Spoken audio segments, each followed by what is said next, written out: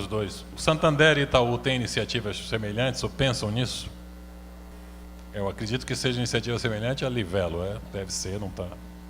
Acho que Boa ideia, vamos fazer os dois aqui? Eu acho que está surgindo uma boa provocação, aqui, dado que tem uma coalizão aqui, de bancos de um lado, pode ter uma coalizão de banco do outro.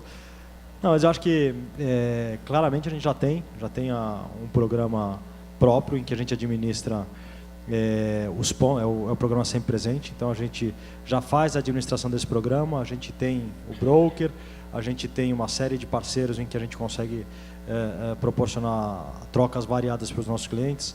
Estamos começando a parte de coalizão interna com os produtos do banco, estamos tendo bastante sucesso na troca de, principalmente por seguro, tem tido bastante sucesso, os clientes estão vendo valor nisso e para a gente está acontecendo numa relação, está conseguindo fidelizar mais os clientes num custo bastante permissivo.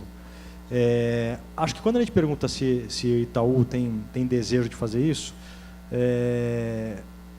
acho que a melhor resposta é assim, esse mercado está em transformação, ou seja, a gente está olhando para todas as oportunidades que a gente pode capturar e melhorar nos nossos programas de fidelidade e passa por ela assim a gente entender se faz sentido a gente continuar gerindo o nosso programa Sempre Presente, se faz sentido a gente ter uma coalizão não necessariamente com outro banco, mas com outras empresas. Então a gente está avaliando uma série de oportunidades e tentando entender como é que a gente melhora a relação e a percepção de valor dos nossos clientes em relação ao Sempre Presente.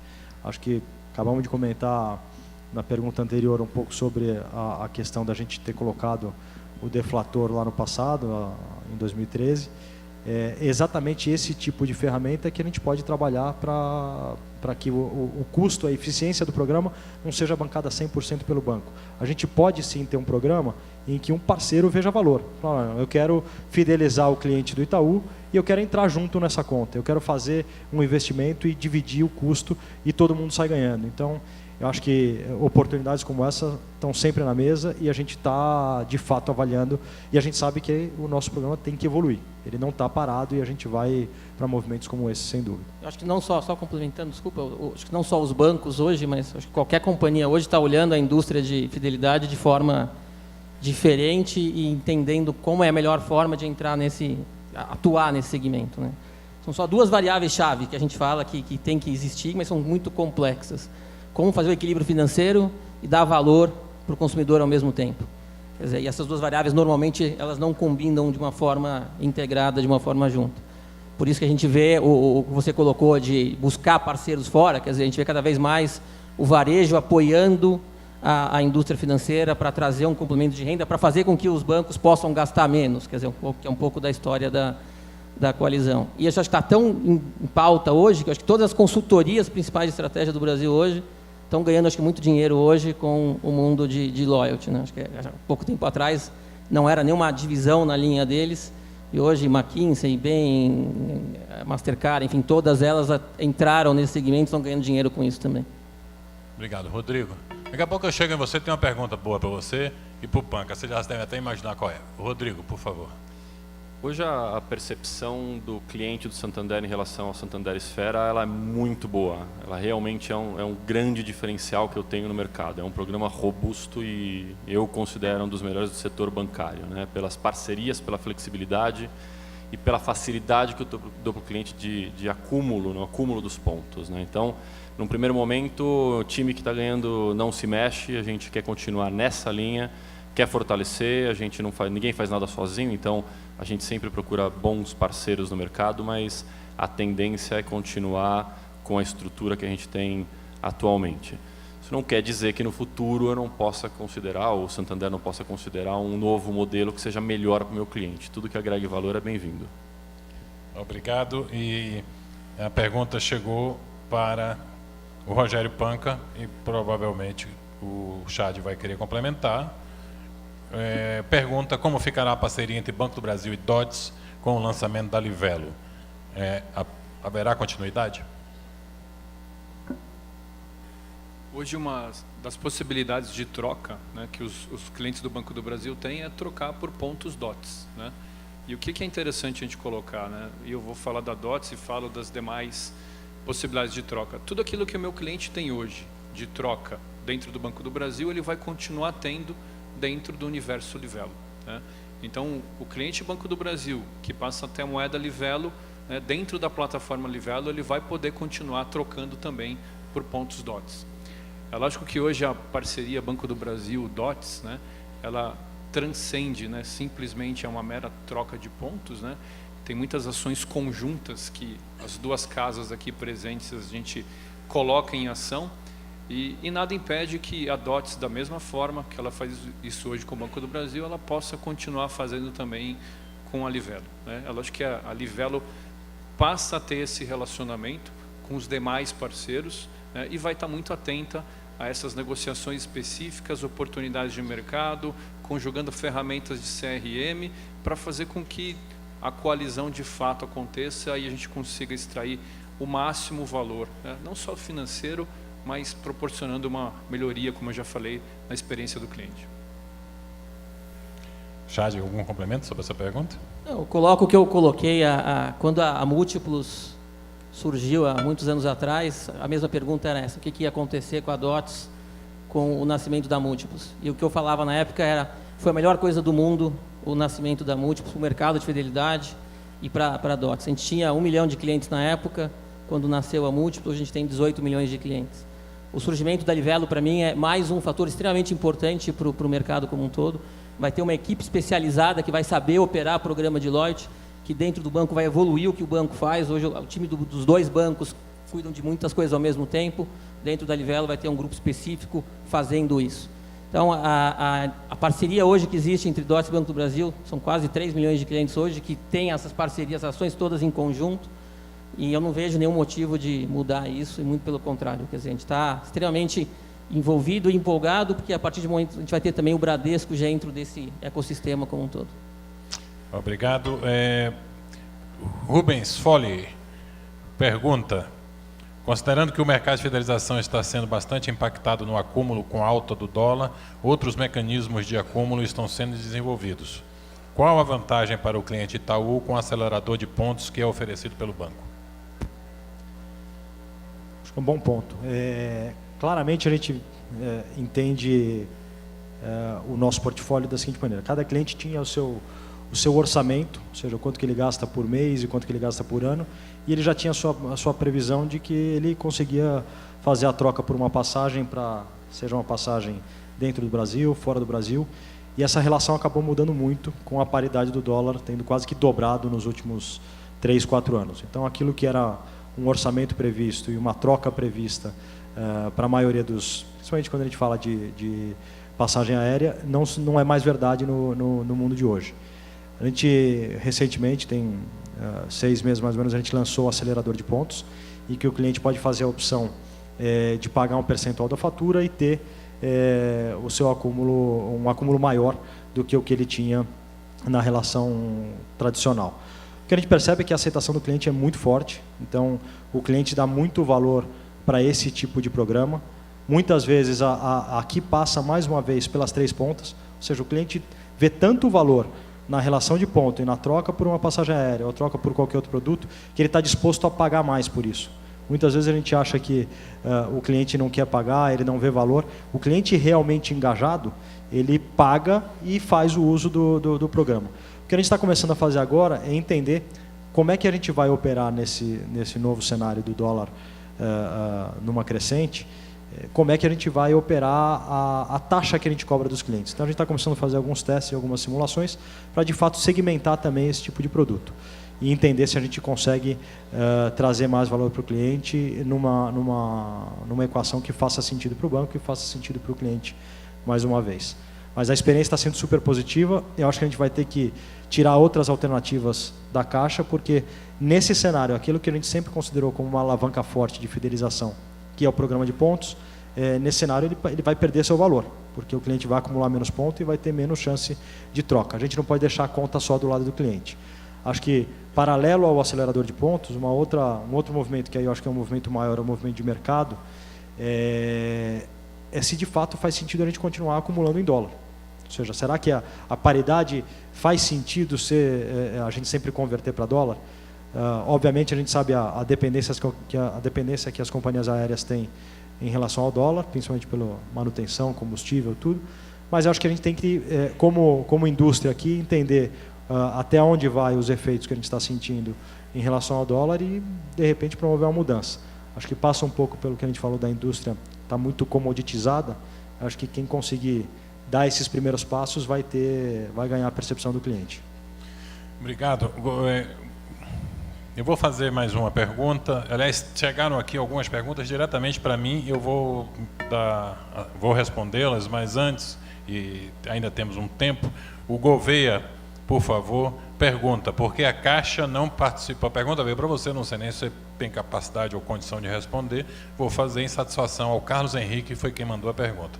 Por que a Caixa não participou da aliança do Livelo, já que ela é partícipe da bandeira Elo? Pergunta para Eduardo Gouveia. A gente está esperando a Caixa de braços abertos. Tá? Então, o pessoal da Caixa está aqui, o Carlinhos está aqui, então é uma possibilidade, naturalmente. A gente está sempre aberto a abrir o leque de parceiros, como a gente falou muito fortemente na parte da velocidade de acúmulo, como ele falou. Então, cada vez mais, a velocidade de acúmulo, para você conseguir atingir aquela recompensa que você espera, esse é o conceito básico de um programa de fidelidade. Isso é um game, isso é um jogo. Então, você tem que estar motivando o cliente a estar acumulando para que ele chegue na recompensa. Não tem nada mais valoroso, Leonel, do que visitar minha mãe em Recife de graça. De Gol. E de Gol, naturalmente. Naturalmente. Estava comentando isso, fui semana passada. Fui de Gol. E aí entender, por exemplo, qual é a velocidade necessária, acelerar ponto, conseguir parceiros para dividir a conta, para acumular um pouco mais, e a Caixa se enquadraria perfeitamente nesse jogo, né? Leonel, só complementando. Por favor. Nós temos uma sociedade, uma holding, Banco do Brasil e Bradesco, 50% de cada um dos bancos, e nessa holding a gente tem uma série de investimentos estratégicos importantes, né, dentre os quais a própria Livelo. Isso está debaixo da Elopar, que é a nossa sociedade. A Elopar, por sua vez, é sócia também da Elo Serviços, que é a nossa bandeira, né? E nessa companhia em particular, a Caixa também é sócia. Ela tem 1/3 dessa companhia. E como o Gouveia colocou, enfim, toda e qualquer discussão do ponto de vista de entrada de novos sócios, ela está em aberto. Obrigado. Eu vou tomar a liberdade aqui. Tem algumas perguntas direcionadas para mim. Eu vou ver se eu rapidamente consigo respondê-las. Caso eu não consiga, porque nós temos um tempo e vamos para as considerações finais. Caso eu não consiga, eu estou à disposição em qualquer momento. Mas elas têm a ver com o debate.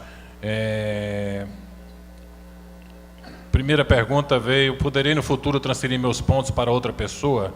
É possível utilizar, utilizar como forma de pagamento, como moeda? Na verdade, os pontos ou as milhas são, hoje, todo mundo tem uma conta. Algumas empresas permitem a transferência de pontos com tarifas, com promoções ou o que for. No caso específico, inclusive, da Smiles, as milhas podem ser transferidas para outras pessoas. E eu acredito que outras também tenham. Então, essa pergunta, eu acho que está interessada. A outra pergunta, uma pessoa comentou aqui, na verdade, o Tiago Galo, do Banco do Brasil: pensando desde o surgimento da ideia, a consolidação de negócio até a entrega do produto, sabemos que é necessário o envolvimento das áreas de tecnologia, TI, envolvida para o desenvolvimento de produtos. Sabemos que existem problemas de distanciamento entre o negócio e TI. Como vocês veem esse problema de distanciamento, como solucionar ou aproximar cada vez mais TI do negócio? Na verdade, eu acho que não há esse distanciamento. Ao contrário, eu acho que todas as empresas aqui, incluindo os bancos e as empresas de fidelidade, investem muito e têm as áreas de TI muito integradas ao negócio, até porque praticamente 100% das operações das empresas ocorrem de forma através de internet, ou ocorre de forma de transmissão eletrônica. Muito investimento em mobile, todo mundo está investindo muito pesado nisso. O Gouveia citou exemplo. No caso da Smiles, nós temos hoje possibilidade de qualquer companhia aérea, você resgata no telefone celular. O caso da DOTS, eles têm, eu sei, um programa muito positivo de resgate no ponto de venda, ali no caixa, utilizando o celular. Enfim, eu acho que se tem uma coisa estratégica para o setor de tecnologia, e todo mundo está investindo muito e se diferenciando através das infinitas possibilidades de tecnologia. Depois, nas considerações, vocês podem complementar, tá? Só estou aqui preocupado. E, por fim, tem uma pergunta que chegou para mim, mas o Gouveia já endereçou, sobre as empresas focadas no segmento. Os outros também comentaram. A outra pergunta para mim, como a entrada de novos players de coalizão, com os bancos investindo em plataformas de viagem, como se diferenciar para o cliente final como melhor programa, como se diferenciar para os parceiros para direcionar os resgates, obviamente inovando, criando muito produto e muita qualidade. Eu acho que todo mundo está buscando isso e a gente continua investindo muito forte em inovação. Vamos continuar lançando muito produto inovador. Aliás, um novo vai sair daqui a 15 dias, mas não me perguntem que eu não vou falar. Inclusive, por enquanto, só eu que sei. Vocês sabem que eu sou baiano. Na Bahia, qualquer segredo vale um comício, mas no caso aqui eu não vou falar. Por fim, a pergunta que eu acho que quem está mandando é alguém da imprensa, não está identificado, mas não tenho nenhum problema de comentar e acho relevante. O que o consumidor ganha com a compra antecipada de passagens da Gol pela Smiles? Há um risco em razão da saúde financeira da Gol? Obviamente isso vem aqui porque na semana passada a Smiles fez uma operação com a Gol, uma operação pública, uma compra antecipada de R$1 bilhão de passagens aéreas.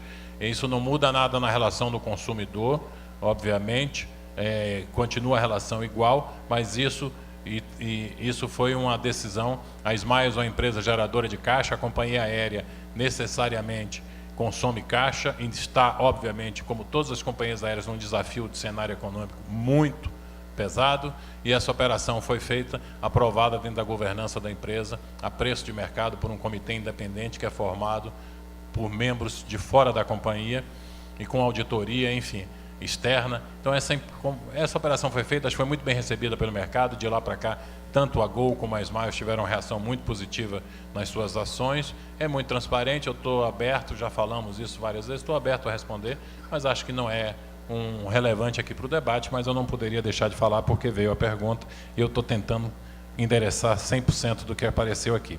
Agora nós temos pouco tempo para terminar, e eu vou pedir a cada um dos meus colegas aqui que em 1 minuto tentem endereçar, eu sei que é desafiador, mas que tentem endereçar o seguinte: inovação, o que esperar pela frente e qual a perspectiva da indústria para os próximos anos. Eu vou começar agora pelo Rodrigo.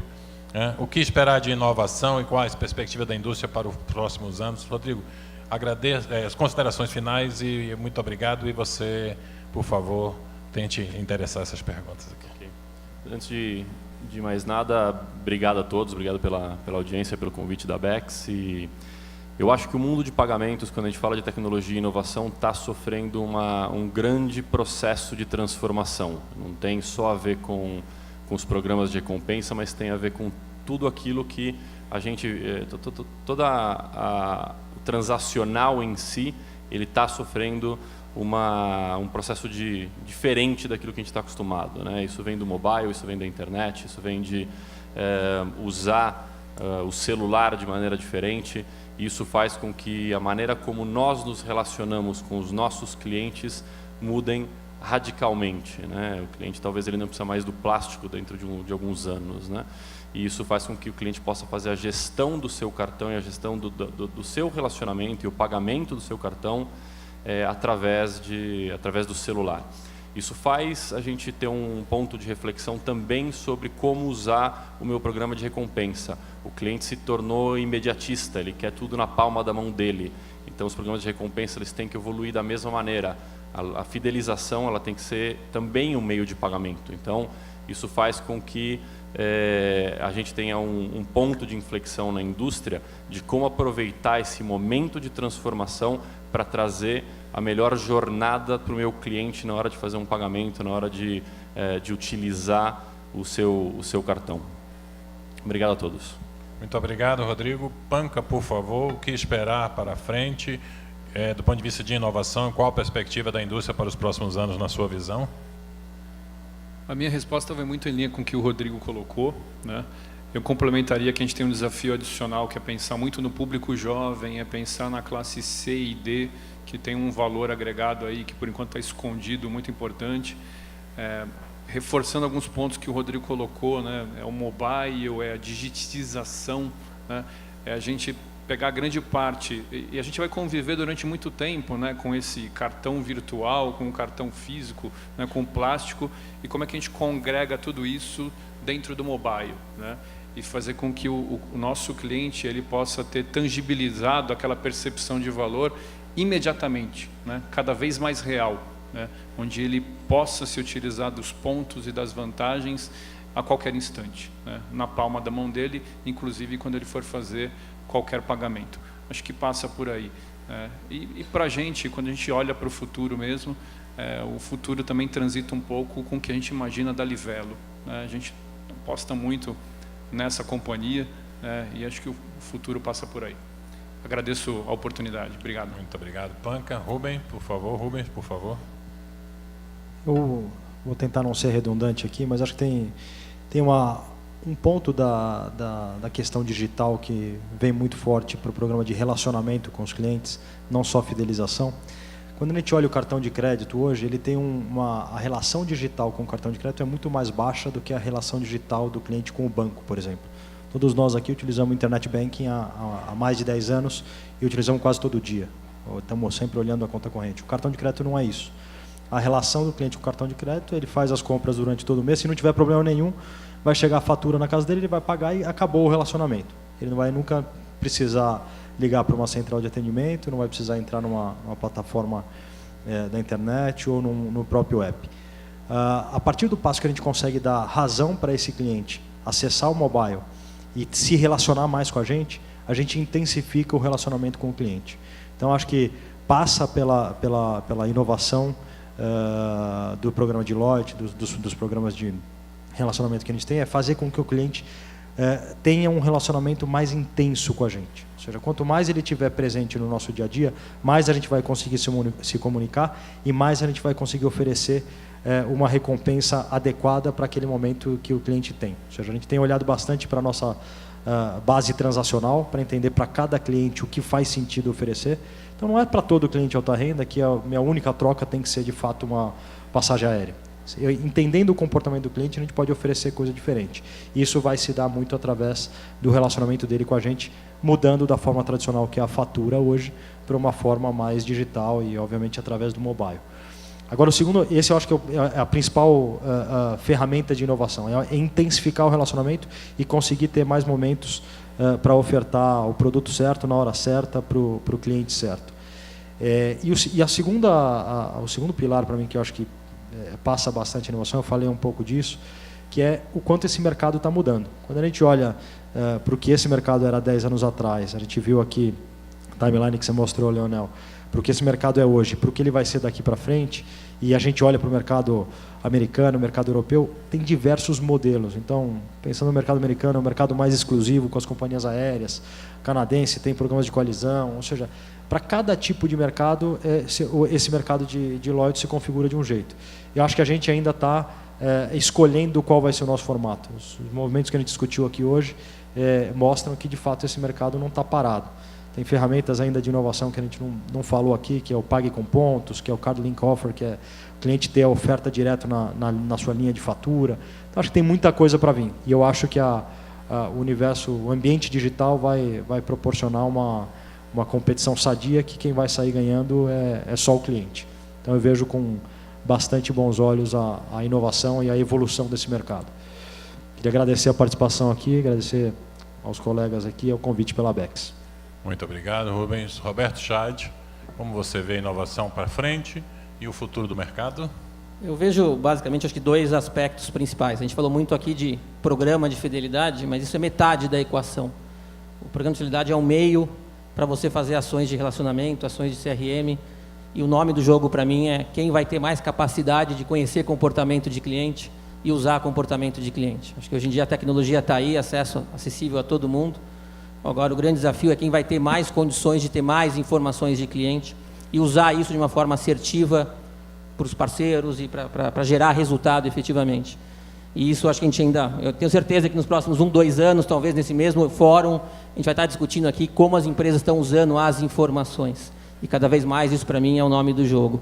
E o outro aspecto que eu vejo, a gente falou muito aqui nos últimos 2 dias, da necessidade ou da oportunidade de aumentar o percentual, a penetração dos meios de pagamento no Brasil. A gente falando em 20% cartão de crédito, 30% total. E eu vejo que a indústria de fidelidade pode ter um papel muito importante nisso. Porque um dos drivers para isso é fazer com que a gente tenha mais informação de clientes, para que se aprove mais crédito, se aprove mais concessão de limites. E hoje a gente tem por volta de 40, 50 milhões de clientes que estão participando de programas de fidelidade, dos mais diversos possíveis. E eu acho que essas informações e esses clientes vão poder ser um ativo importante para serem inseridos dentro do mundo cartão de crédito também. Eles já estão habituados a um programa de relacionamento e o cartão vai entrar dentro desse pacote. Então a indústria vem se favorecendo demais do mundo de cartão de crédito e eu acho que a indústria Deloitte vai também poder ajudar nesse processo do efeito contrário também, de trazer mais consumidores que já estão acostumados para o mundo de loyalty, de relacionamento, que vão ver sempre o cartão de crédito como um acelerador. E para isso você precisa ter informação e incentivo. E a indústria tem as duas coisas. Obrigado, Roberto. Vamos lá. Gouveia, por favor. Vou tentar ser mais rápido para não repetir os comentários. A gente olha essa indústria, a gente participou um pouquinho mais do começo da indústria, enfim, lançando a Múltiplos, que ela deu uma mexida no mercado, agora trazendo uma colisão do lado bancário. A gente vê a indústria evoluindo e passa por valor e por experiência. Tá? Então, o grande avanço vai ser identificar, através de informação e comportamento, qual o valor percebido para aquele cliente específico. Então, a gente olha para frente e olha com muito otimismo. A indústria está ainda engateando, a gente vai perceber, quando a gente olha experiências lá fora, a gente vê que a gente consegue ainda penetrar, crescer, atrair clientes, gerar valor, gerar riqueza e principalmente entregar, através de conhecimento, uma experiência diferente para aquele cliente específico. Então, quando a gente olha do nosso lado, a perspectiva é muito boa pela frente nos próximos 2, 3, 4, 5, 6, 10 anos pela frente desse segmento, que não existia praticamente há 5 anos atrás. Obrigado a todos. Para consideração aqui, só ao final, veio uma pergunta sobre Big Data, se as empresas utilizam, como utilizam, e só para deixar claro que todo mundo utiliza muito. Se tem um setor que investe nisso, é o setor de fidelidade.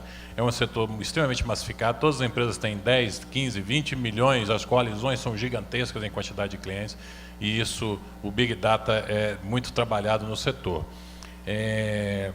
Eu acho, particularmente, tem um dado também, até para ilustrar o que eu vou falar, toda vez que a imprensa trabalha com o setor, e aliás, se tem um setor que tem evidência na imprensa, é o nosso, a imprensa, principalmente televisão, eu sempre falo o seguinte: toda vez que a gente coloca uma matéria sobre fidelidade, programas de fidelidade, milhagem, etc., a audiência sobe uma barbaridade. Por isso que todos aqui são muito demandados atualmente pela imprensa. Mas isso é reflexo de que é um negócio que é bom para estar. Eu vou fazer uma propaganda geral do setor. Eu tive o prazer de trabalhar na indústria de cartões de crédito, continuo ligado à indústria, mas eu tive o prazer de trabalhar desde 93, quando a indústria estava engateando e nascendo no Brasil. Tenho vários amigos aqui que são até dessa data ou até anteriores, e as pessoas entraram nesse mercado quando usar cartão de crédito no Brasil era um negócio para muito poucos, elitizado e sem tecnologia. Então, essa indústria explodiu e gerou carreira, emprego e alegria e recompensa para muita gente. A indústria de fidelidade está iniciando neste mesmo processo. É uma indústria para prestar atenção, para estar nela, para participar, e é uma indústria que vai gerar muita carreira e alegria para as pessoas e também para os clientes, obviamente, senão não vai se sustentar. Queria agradecer em nome da Abex a todos os meus colegas aqui e a todos vocês da audiência, muito obrigado. Desculpa se ficou alguma pergunta sem resposta, a gente trabalha aqui, eu estou à disposição de todo mundo para o que for necessário. Obrigado de coração.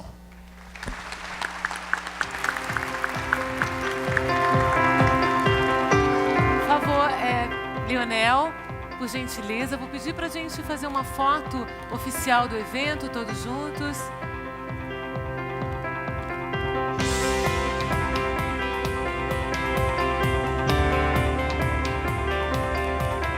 Pode ser aqui na frente, por gentileza, virado para cá, pode ser.